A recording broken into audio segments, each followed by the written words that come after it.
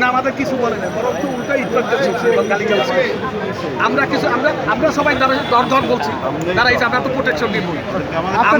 আমাদের লোকজন হাতে আমরা সবাই দাঁড়াইছি তখন ওরা ওদিকে চলে গেছে। বাইদিস টাইমে আর্মি আসছে, পুলিশ আসছে, তারা প্রোটেকশন। তাদের ভূমিকাটা কেমন ছিল? তাদের ভূমিকা ছিল জাতীয় পার্টির অফিস তারা দেবে, আবার ভাঙবে, দিবে।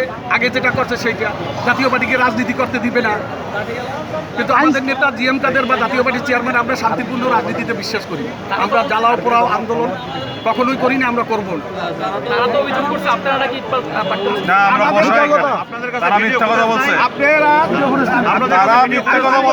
তারা যে কথাটি বলছে সম্পূর্ণ মিথ্যে এবং ভিত্তিহীন। আমরা এখানে বসা দেখেন ওই ইটগুলা কোন দিক দিয়ে ছোড়া হয়েছে। আপনি রাস্তার মধ্যে দেখেন ওই মাথাতে এই মাথা পর্যন্ত ইট পড়া। তারা টার্গেট নিয়ে আসছে, রিস্কের মধ্যে ইট নিয়ে আসছে। তারা যে রিস্কের মধ্যে মাইক ছিল ওই রিস্কের মধ্যে ইট ছিল এবং সবার পকেটে ইট ছিল। তা না হলে এইভাবে হঠাৎ 1 মিনিটের মধ্যে এত ইট কিভাবে মারে রাস্তার মধ্যে? আমরা তো এখানে বসা ছিলাম, আর্মি পুলিশের গায়ে আমরা বসা ছিলাম এখানে শৃঙ্খলা রক্ষাকারী বাহিনীর ভূমিকাটা কেমন ছিল? আর্মির ভূমিকা খুব বিরাট ছিল এবং ভালো ছিল।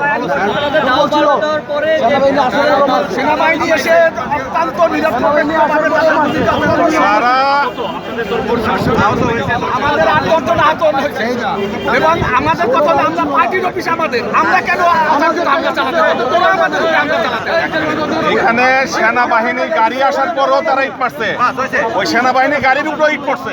তারা যখন ইট মারছে সেনাবাহিনী গাড়ির উপরে আমাদের চেয়ারম্যান মহাসচিব পরে আমাদের চেয়ারম্যান মহাসচিব চেয়ারম্যান মহাসচিব আছে, চেয়ারম্যান আসতে আসে তারাও গ্রিপ করে। চেয়ারম্যান জাতীয় পার্টি রয়েছেন, তিনি এখানে এসে